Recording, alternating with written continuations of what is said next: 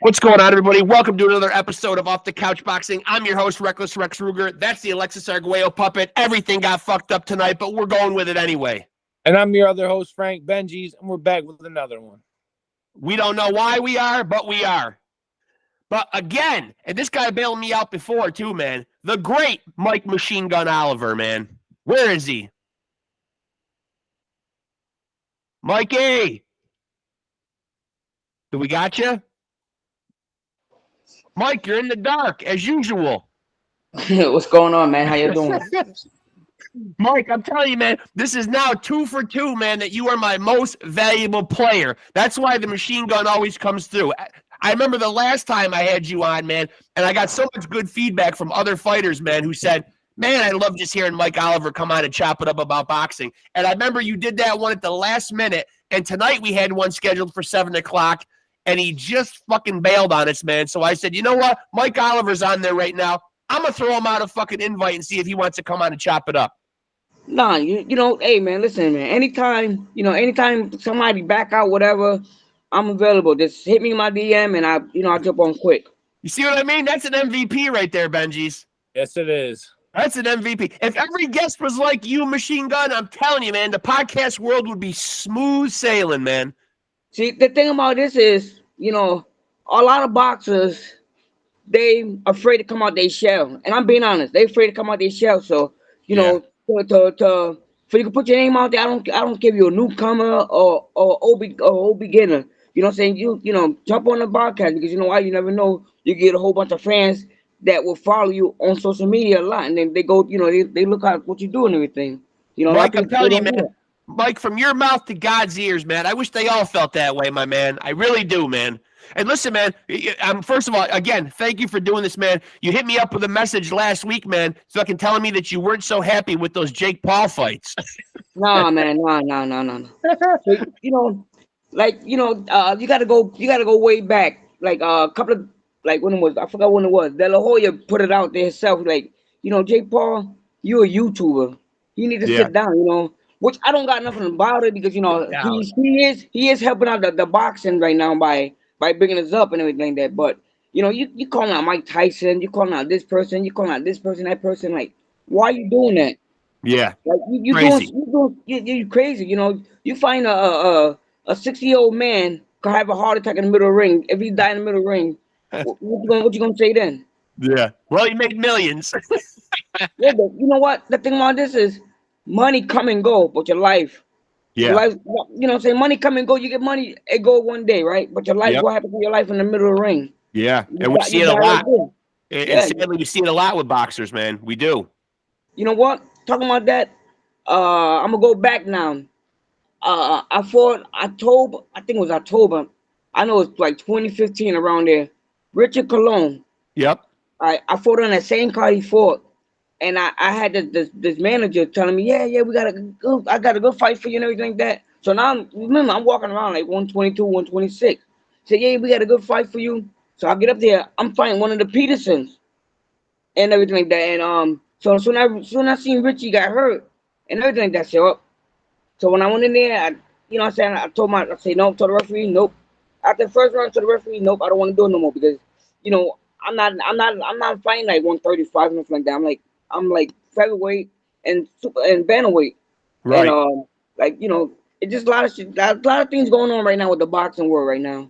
And of course, you're speaking about you're speaking about, for fans that don't know, of course, the unfortunate occurrence that happened with Richard Colon. Very sad. Yeah, I was on that card and everything like that, and you know, people play as fans. They want to see a knockout. Yeah. All right. You always don't have to knock somebody out just to you know, have fun, just look at it. You know, boxing is a brutal sport and everything like that. Like Roy Jones said, you know, to get hit to not to get hit. You know, right. But, you know, it's just like kind of dead out. Everything's dead out right now. Boxing right now with the Olympics going on, it's totally messed up. What's going on, and everything like that. Like they need to fix this IQ shit. You know what I'm saying? With a biological man fighting a woman. Crazy. Never thought I'd see it. Crazy. Hey, you listen to this. You might as well, if it was like that now, just like that, you might as well put any woman with the guys and everything, and guess what? they're gonna get hurt real bad, and they need the Olympics need to be sued for that. I know. You're right. Yeah, I mean, it just goes back to, I mean, that the man that won the swimming couple years ago, and there was a whole thing about that. The man, you know what I mean, he beat all the women in the swimming, and then everybody was mad about it. Yeah. It's the Yeah, same. yeah, it's messed up. Like, another girl, Shields, she said it. She said it on her own mouth. That's why I respect her. She probably listening to this right now, whatever. I respect her a lot, 100%. I respect her from a woman because she said the same thing. Why the U.S. Why the Olympic Committee can't have a transgender with swimming, transgender boxing? Why they can't be like that? Why Right. they gotta be with women? Right. Give them their own. Right. Give them their own category. Yeah, Yeah. they're giving their own categories. They still be part of the United States or whatever country they in. Like, why they can't get their own? Yeah.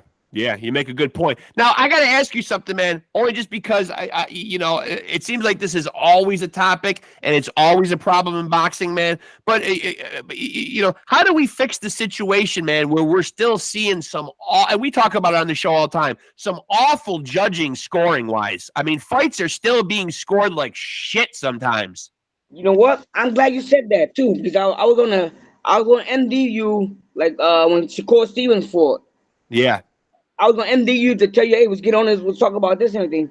What some of these judges is not referee, like some of these judges is not the right judges to be qualified to judge on 12-round fights. That fought on Stevens card, he won that fight. That was a big robbery. How you Yeah. lose on that? How you lose on that he didn't really lose? Yeah. One judge gave to the other guy. No, one judge gave, like, I think two judges gave to him, then the last judge gave it to the other person. Like, Yeah. well, it's just stupid. Boxing I'm is assuming really, I'm assuming you're talking about the Oshaki Foster fight, right? Where yeah, Oshaki yeah. lost his belt. Yeah. Yeah, same thing like me. When you get a chance, go look at it. I fought Billy Gibb. I beat him. I Yeah. beat him. I beat him and everything like that. I fought him in my hometown. And then you listen to the scorecard, you be like, what? Like, what's going on? Like, these referees and the judges, they need to go back to school, and they need to go back to the amateurs to learn how to do the right judging. Yeah. Well, from just a recent card that happened was the big Saudi Arabia Turkey Al Sheikh card, and a lot of people were chastising the judging in the Andy Ruiz fight, and they were chastising the judging in the Pitbull Valenzuela fight. Sort of fell asleep, so I didn't really see the Andy Ruiz fight like that. But I woke up and saw Valenzuela get the win, but I didn't see the whole fight. And I just wonder, like, if you were awake and saw the fights, like, did they get scored properly? Nah, nah, nah, No, no, they didn't. no, No. no, they didn't. Put it this, the whole card was not scored right the right way. I don't know what the hell to get these judges and referee to do anything like that, because the card, like I said, the card was lopsided. It was real. Big And Baby even he Miller. lost. He Big lost Baby that. He Miller lost definitely it. won. Big Baby Miller won. Yeah, he won that fight. Yeah, he won that. But you know what I'm saying? And like half of the card was in, like, Crawford, Terrence. I don't got nothing against Terrence Crawford. I don't know him from A to Z and nothing like that. But people saying that oh, he lost that fight, he did this, did that.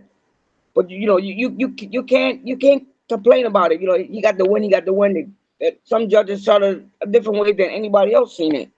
Well, But that was I actually was awake for that fight. Like, I woke back up at the end of the co-main, and I actually did watch the Crawford Madrimov fight, and I thought 115, 113 was the right score for Crawford. Yeah, Yeah, close though. Very close. yeah. And I'm not so sure that's a great idea for Crawford to go all the way up and fight Canelo. His power doesn't look like it's coming with him. The thing about this is Canelo won't fight him. Yeah. Too Cause much to lose. Canelo like somebody stand in front of him. So Crawford, it's like that gonna be out the pitch and everything like that for him, because Crawford like the move and everything like that. And Canelo like from somebody to stand in front of him when he get him, get him in his best. Yeah. Yeah. I did see today was Canelo and Berlanga were having like a face off, and like what do you call it? Like a It press. got testy. Yeah, it got testy. And Berlanga was talking shit, yo, this, that, and the third, and then he even pointed into the crowd to Caleb Plant. Oh, I'm not gonna go out like that, bitch. Yeah. And Caleb Plant, you know how Caleb Plant is. He was like, you know, stood up, got mouthy, and Canelo told him, he's like, this is for you, Caleb. I'm gonna fuck him up for you.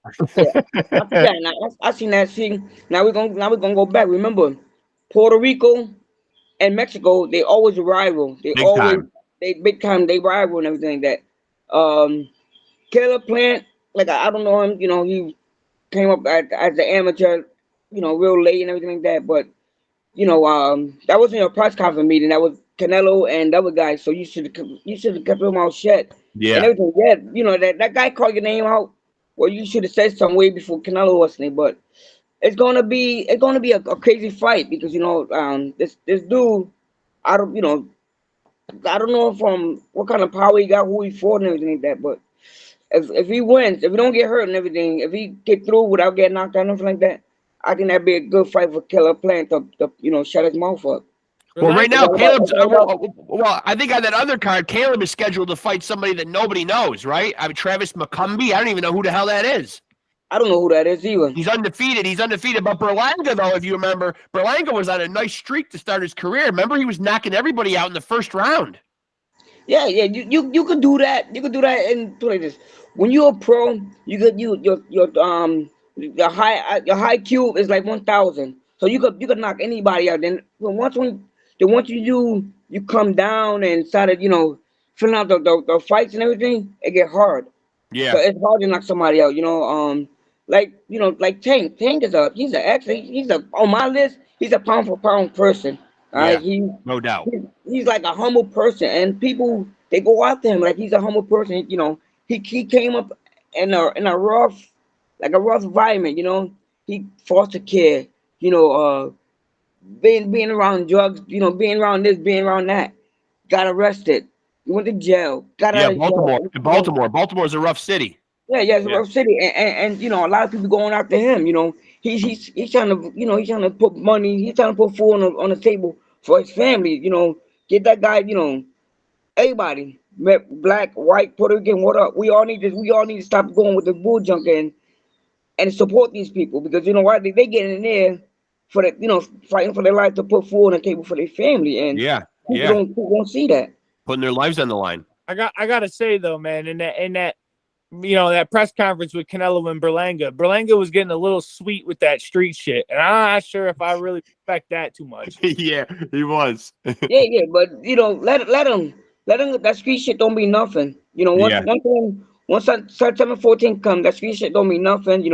All that pop, all that, and doing that jerking move and all that. That's Yeah. stupid. You don't do that. That's why people say that's a joke. But it's gonna be like Canelo said, and I believe Canelo. Canelo said, yeah. I'm letting him have fun for all the way to the 8th round. Then when the 8th round come, I'm gonna destroy him. That's one person you can't trust. You can't trust him because Canelo was losing a lot of fights, and nobody before he fought Mayweather, he was losing a lot of fights. Then when he got with Mayweather and fought Mayweather, he saw he moving his head. He moving his head Yeah. more better. He did Yeah. the way Mayweather do it, and everything when Mayweather was doing with him, he did it. Now he's doing it to other people. Yeah.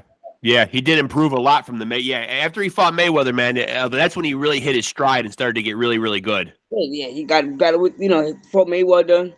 Got away from De La Hoya, which I don't got it from De La Hoya, but it's good. It's good. It's good to go around to different promoters to see what they got for you and everything like that.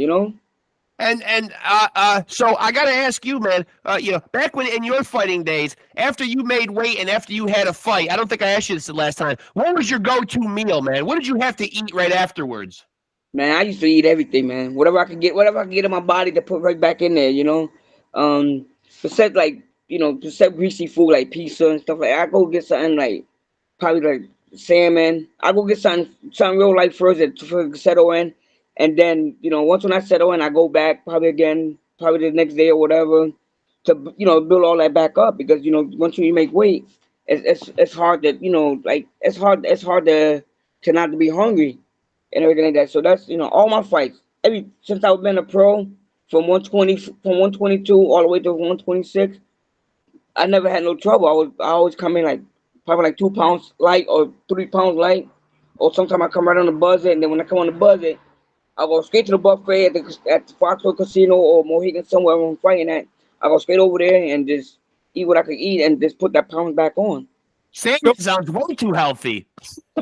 Yeah, so go with the food. You know what I mean? Sort of question. If you're in the kitchen and you're cooking, what's your favorite thing to cook? I'm cooking everything, man. Right now, just me and my kids. I just made some Spanish food for my kids and everything like that. Like I don't.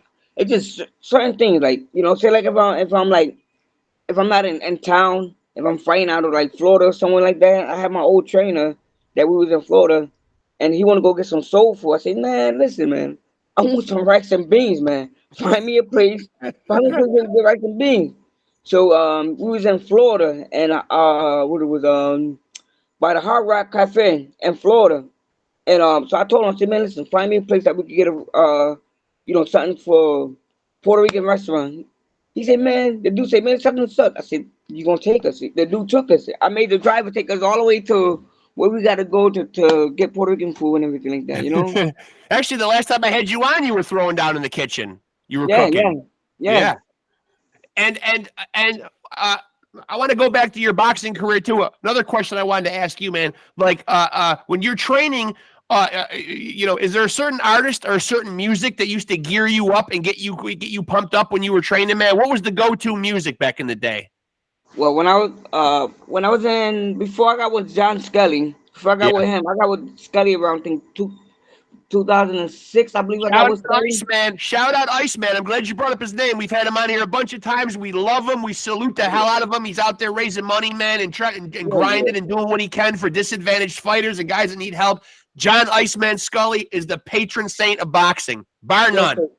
Soon I got with him and everything like that. Scully, he don't have no music in the gym, no music at all. Oh, he's one of Everything those like that. guys. Yeah, no music at all. And then he put you to the test. Like he really put you make sure you in top shape and everything like that. And I learned a lot from Scully. I don't know Scully since I know Scully from 1989 when I was 9 years old. I met Scully and everything like that. Yeah, he He was took he me. was the first guy to reach out to me and tell me that he was happy that we had you on too, man. He's like, man, it was good to see Mike Oliver on there. Yeah. Scully did a lot for me, man. Training wise, he put me to the limit that I never did before. Like never. Being an amateur, never. Like as a pro, I was surprised. He hold the mitts with me good. We did some plyometrics over the bag. We Yeah, did that. We did a lot of stuff together and everything that. And for me to be like that with the IBF and all of the titles I had, I owed all to Scully because Scully really he really put everything down to help me get what I want to do. good Scully. man. A lot of people they were talking about Scully. Oh, Scully took your money. Scully did this. I said Scully didn't took nothing. All right, I say Scully do it because he want to do it and everything like that. So what you coming from?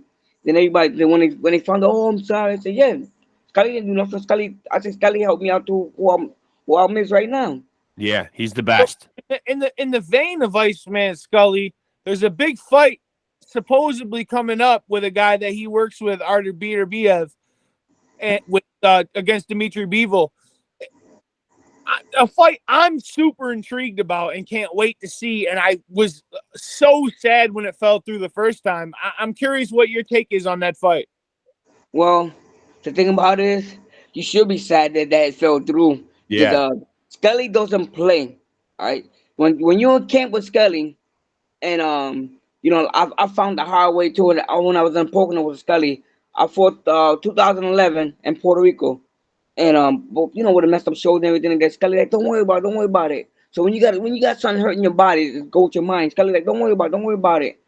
So when you got somebody like Scully that's an IQ with the boxing that know about the light heavyweight division, about to know what's going on, man, listen, I would have anybody go with Scully because Scully will put you in top shape. Scully know what he's doing.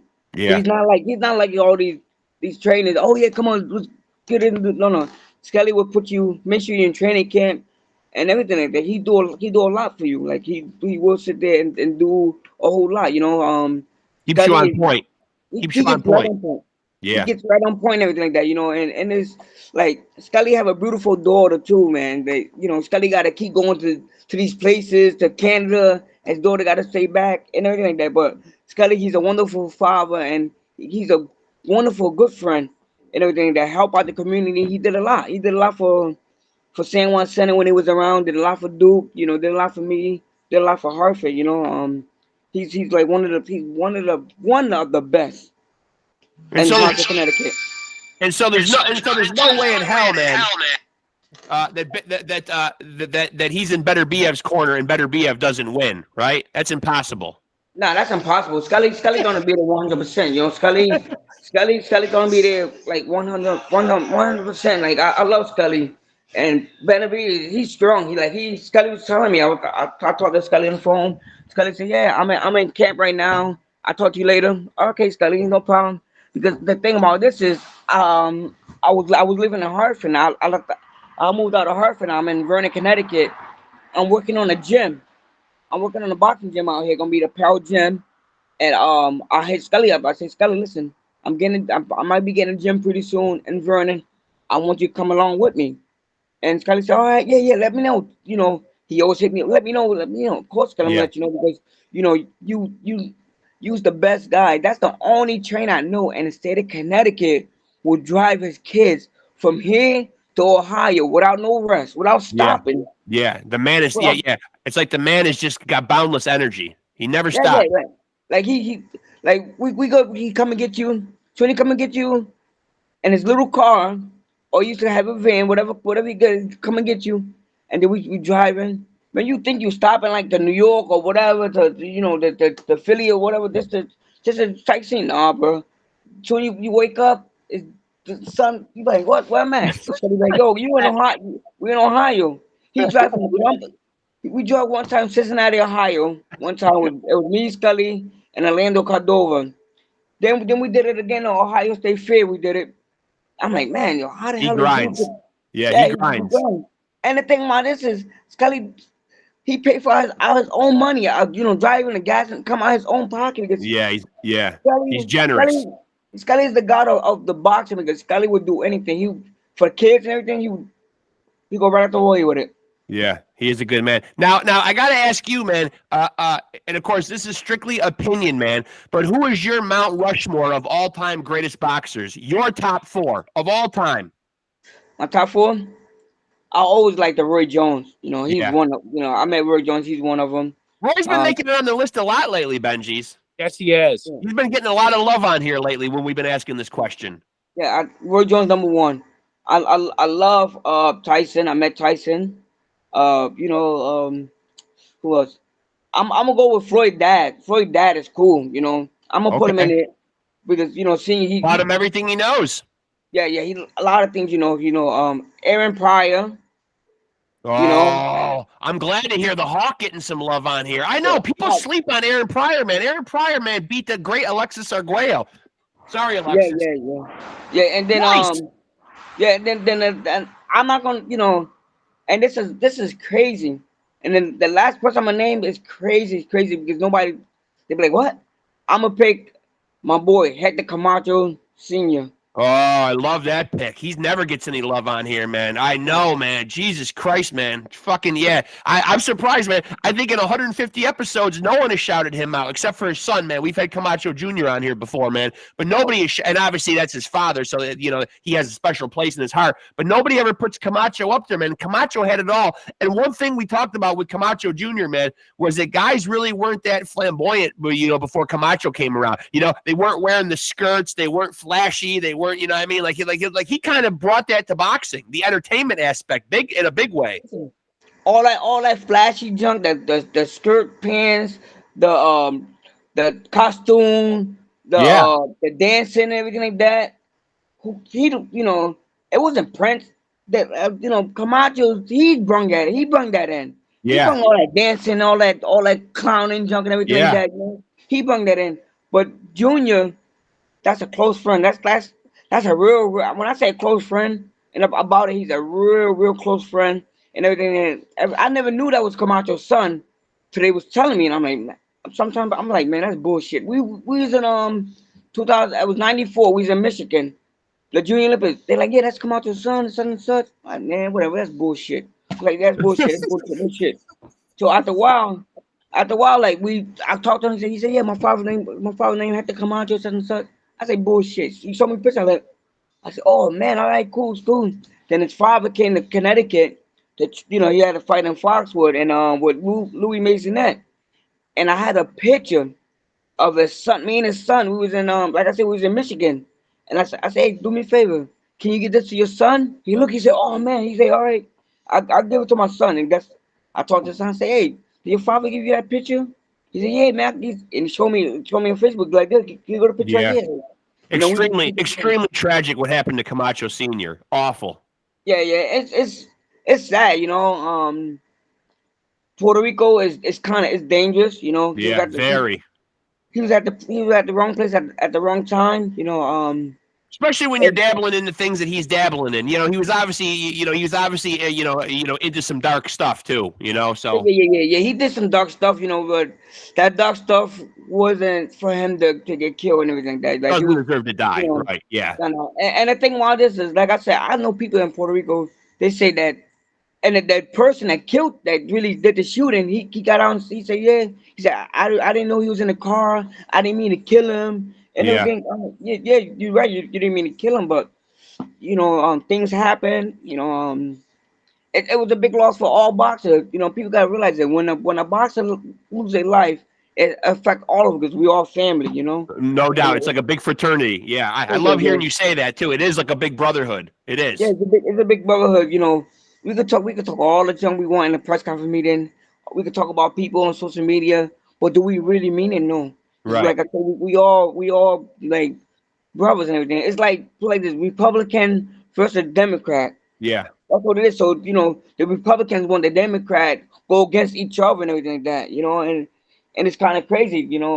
Like Donald Trump was. Like Donald Trump. Oh, these like black people. This black people. Like, and then you can't come in here and say she's a nice woman. So why you gonna say, oh, I thought she was Indian, so she leave Indian to go with black? You can't do that.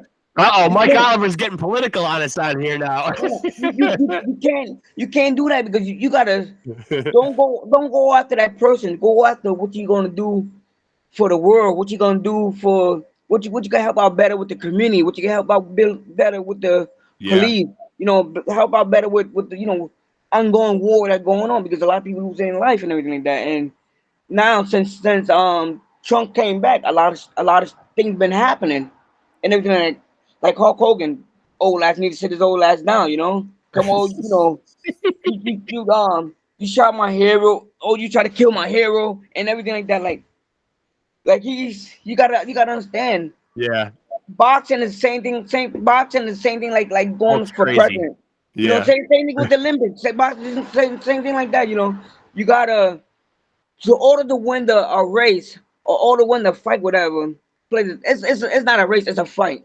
Right. Two people trying to fight against for the country. So in order to win, you got to go and speak out what you want to speak out for the people to hear you. Right.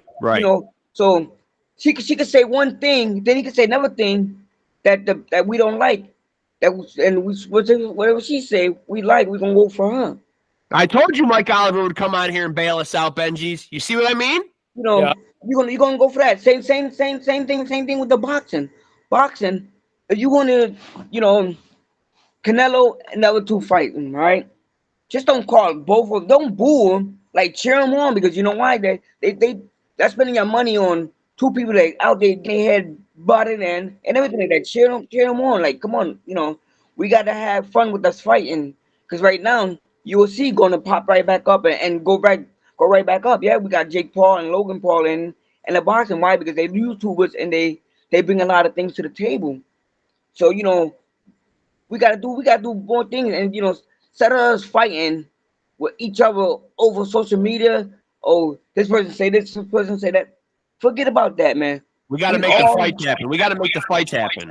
Listen, we all share the same blood, red. Yeah. All right. Yeah. So all this beef and that going on, Oh, this person said this. This person said that. Oh, this what's name? Father get on there. Oh, Ryan did this. Ryan, let it be, man. Like, let it be. Yeah, he got caught and got popped for a whole year. That's wrong. New York, y'all full of shit.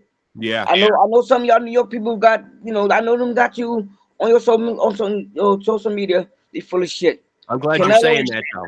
That's a terrible decision. yeah, Canelo got popped 6 months. All right. Shay Mosley got popped 0 months. All right. Who else? A lot of people got popped. No more. And then you want a $1 million. You want to try to take $1 million for him? Like, Yeah. come on now. Look at Awful Devin decision. Haney. Devin Haney. Look, he got. People don't realize that he got popped one time, and he got no suspension. That Yeah. referee should be banned from boxing because Devin Haney was out. That's 2 fights I seen in my life. That's two people was out, and the referee was taking a slow time. And then the referee came out and said, yeah, he said, oh, Devin Haney father, Bill Haney gave me some hush money to not to say nothing about the fight. I believe that. Yeah. You know, That's not hard to believe. That's not hard to believe. Like you were saying before, oh, I'm afraid. You know what I mean? Like the kind of guy that in a certain way blows up 30 fights you that night. see, it's a way you can blow yourself up, and a way steroids can. If you put any type of injection in your body, it won't show an effect right then and there. You know what I'm saying? So you would have to take it like, say, like 3 days after before the fight come up, before it could be and you're sitting in your system and everything like that. But Ryan case is that it wasn't that much. It was that much in his system for them to suspend him. No, I mean they 1 billion of a. Yeah. But that's New York for you. Yep. You got that right. You got that right, man. We live here. You don't got to tell us. Yeah, that's New York for you. New York would do anything. Yeah. Just to see somebody go on and everything like that. It's just crazy because boxing. We all need to come back to. We all need And to I mean, come. come on, man. Devin Haney gets to have his L taken away. That's crazy. Yeah. No. That's crazy. That's crazy. Nobody like that. No. Well, as I'm hearing, they find the. I guess he went to a higher court because remember, each state got a higher court. Yeah. New York don't have a high court like that, so they must have just brought it up to someone Las Vegas, whatever. They bring it to the high court just for they could keep it and everything. So you never know. But Who's the best? Ryan could fight. As of right now, Mike, who do you think is pound for pound the best fighter fighting right now? Pound for pound. Right now. Tank Davis, one. Yeah. Kirsten Shield. I'm gonna give for the female. I'm gonna give Tank Shield. I'm gonna say Crawford because he was at 147. Who else? It's a lot of one out there, but them is the main three that I gave that I really like, especially Tank. Tank is awesome. Shields, she's ex-Olympian. She you can't go nothing wrong with that. She's good. I like her a lot. It just like she let people get on her skin too much. Yeah. Like, you get a little emotional. Oh, Tank said this, Tank said that. Forget about what Tank said. Do you're a woman, do you. You know what you do for yourself, do you. Right. Don't. So when you respond back to social media about some, going back at the person, clap back at them, you making yourself look bad. You making them look more presented, more winning. You're an athlete. You better than that. We could go around that. Yeah. It's a way to go around that. Like we all need to come as a good group and say, you know what? That's social media. That's how we get our fans. That's how we do this. And it's true. Social media is all about drama and try to get fans to come on your side. Yeah, big time. Hit the nail on the head right there. That pretty much sums up what social media is right there. Yeah. It's sad. It's crazy and sad, like I say, man, it's good, I miss boxing, to be honest. I miss it, but I watch it. Whatever, people they call me for a couple of fights to do it. Would I ever do it? Hell no. No. I would know. I would just come on it just to help out, but like get in the ring, they can't pay me $1,000,000 to come back. Well, I wish you a lot of luck with the gym, man. I'm excited. I'm excited to hear you say that, man. And I really appreciate you coming on last minute and doing this, man. You know, you're a friend of the show, man. We really appreciate you doing it and bailing us out at the last minute, man. Thank you so much, man. Yeah. No. You don't have to. Like I said, you don't have to worry about it. They don't. They don't come. You hit me up anytime you want. Yeah. You did it like last time. You did it like last time when me and Yeah. Lenny was on. You know what I'm saying? I answered you quick, and then when you asked me like, I'd like to have you back on the show, I said, just let me know when. You're the unsung hero here, Mike. Always appreciate you, man, and love having you on and chopping it up with you, man. Thanks for doing it, man. Yeah. Now, like I said, anytime you want me to, just hit me up. I don't mind. I don't mind getting on there. We talk about boxing. We could talk about whatever you want to talk about. Yeah. I would chop it up and bring it right there because people need to hear what's going on with the boxing world. A lot of these fighters they not getting what they want to get. What they should do is before everything ends, what they should do is this. Boxing, we got to pay taxes in boxing. We get taxes taken out. Why the hell when you retire from boxing, you can't get a check from Social Security when Great point. boxing the boxing athletes they need to check that out because when you're a pro you get money. You don't get back then you used to get paid by just they just give you the money, they don't give you a check, and you don't have to do no 10 40. All right, so now we gotta do 10, we gotta do all that tax and everything, so we taking money, y'all taking money out from us.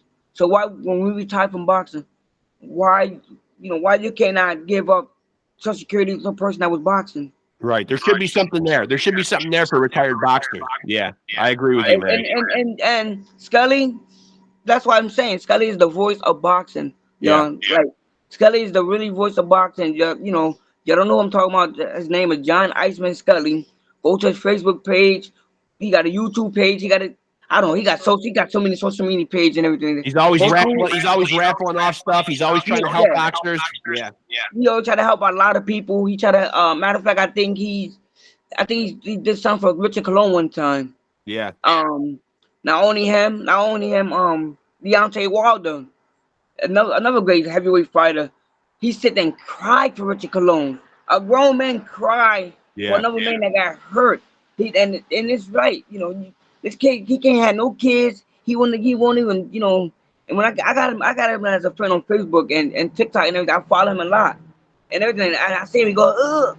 He's like, he's doing boxing. I know. It bring a lot of kids to people's eyes and everything like that. And he's one of the kind, like that's what I'm saying. Boxers, we need to get together. All right. Same thing with the promoters. Whoever state you in, y'all need to get together and say, listen, we paying. Why we can't? If we want to retire from boxing, you know what I'm saying? Why we can't get this from Social Security? Why we can't get our because we paying, we getting y'all money, so we gotta. How we gonna get it back? That's a job. Yeah, I agree. That's a job. Yeah. Listen, man, always appreciate having you on, man. Much love, man. Appreciate it, man. We will do it again sometime soon, my man. Yeah, anytime you want. I'm open anytime you want. Listen, this you don't even have to ask me. Just say, all right, listen, we gonna do this. This fell out. Come on, that's what I told you. I told you anytime, man. Anytime you need me to come on, I'm with you. Appreciate you, Mike. Good talking to you, my man. All right, good talking to y'all too. Talk to you soon, my man. Thank you. Talk to you soon. Yep. Bye. I told you, man, in the pinch, man, you can get Mike Machine Gun Oliver to come out here and go machine gun talking. Man, he was ready to go off on Trump. I know. I'm telling you, didn't I tell you, dude? Didn't I tell you, man? Yeah, he was I was ready. starting to get some feedback. Were you getting it on your end, man? Like with the audio? And I was. Yeah. Why was that happening? I'm not sure. Maybe, I don't know. I don't know. I apologize to any viewers if they do watch this, man. Like, it did happen at the end. I don't know what happened or if that was something that we could have dealt with, but I didn't know how. No, I mean, I think it was on his end because I was getting it when I was talking, but he was still hearing you, in real time.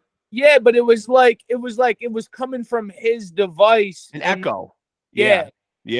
I was hearing it on my end too. So I was. That's why you saw me in the episode, kind of. Well, people wouldn't see if I'm not talking, but I was playing around with the mic and like moving it away. Like, is that me? Nah, because it was happening to me too on my end. I'm telling you, man. I could hear myself. Me too. Yeah.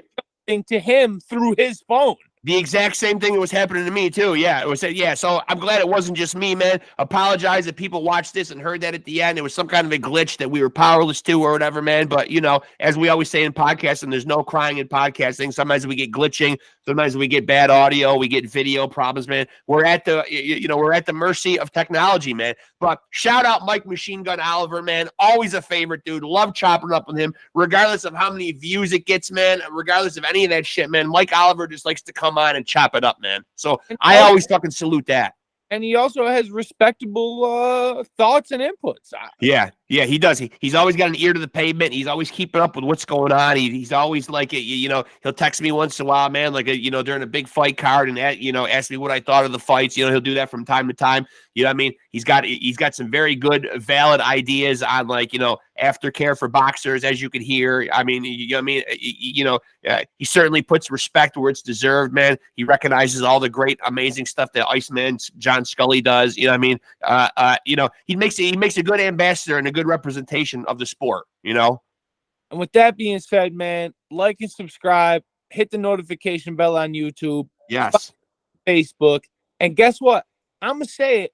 I know you're a fucking big fat hater over there, but shout out Big Baby Anderson. Because I know you went down. I know you lost the fight. But man, did that dude have guts, the amount of shots he took and kept getting the fuck up off the ground and keep fighting. Yeah, and on my end, I'm going to shout out Martin McCauley, man, because now he's starting to really get his flowers. And yes, we did have Michael the Bounty Hunter, which that episode will be coming up. It'll already be out by the time this one comes up. The only guy to beat Bacoli, but it is nice going around the boxing things now and starting to see Bacoli really getting his flowers and people realizing that he is a handful and a terror to fucking deal with at heavyweight, man. He is going to be a problem for a lot of dudes, and he's knocking at the door, man, for some championship belts, man. They have to let him in, man. The Congo, the bear from the Congo, man, by way of Scotland. You have to admit, though, if Jared Anderson was, I know he was the biggest he's ever been, but if he was 275, 280 and had the skills he has, he probably would have floored Bacoli at some point. Who knows? Yeah, but Bacoli's got a ridiculous chin. Great power, great chin, but zero head movement and footwork.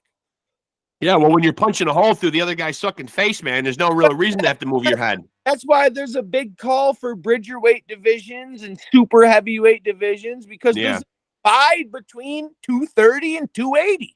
Yeah.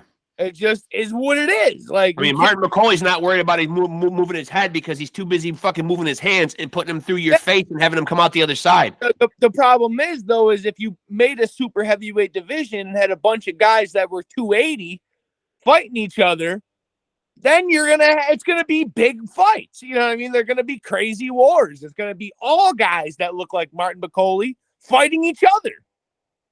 Yeah. Which would be great. I feel like it'd be great for the sport. Put guys that are 230 with guys that are 230 or close. 240, 50 is okay. Yeah. Yeah, that maybe is something they can think about. But, but then Boxing Purists are going to come out and say, oh, more divisions with more belts and all this stuff.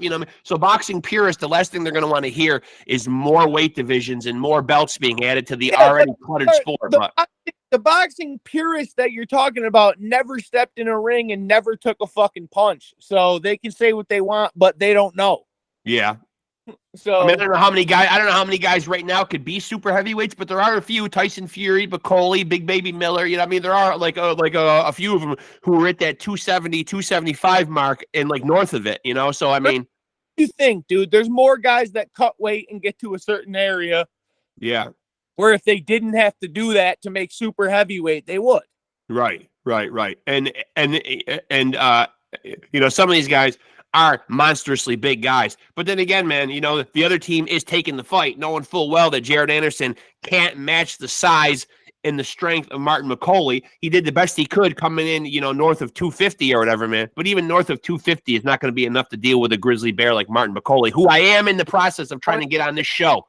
And Jared Anderson is, even at 250, dude, you could tell just size-wise, he's a small 250. Yeah. Like, as small as a 250 as you could think of, that's Jared Anderson.